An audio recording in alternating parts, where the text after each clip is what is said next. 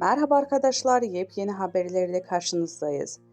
Rol aldığı dizilerle ünlü Türkiye sınırlarını aşan ve dünya çapında geniş hayran kitlesi bulunan Burak Özçivit, önceki gün başkentin Dakaya'ya gitti. Bir markanın tanıtımı için ülkeye giden ünlü oyuncu hayranlarının yoğun ilgisiyle karşılaştı.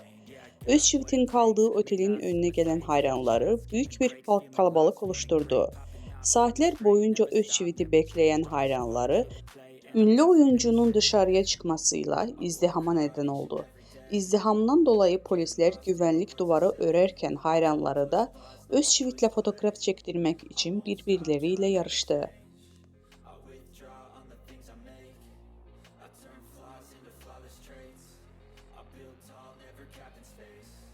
I won't stop till I hear him say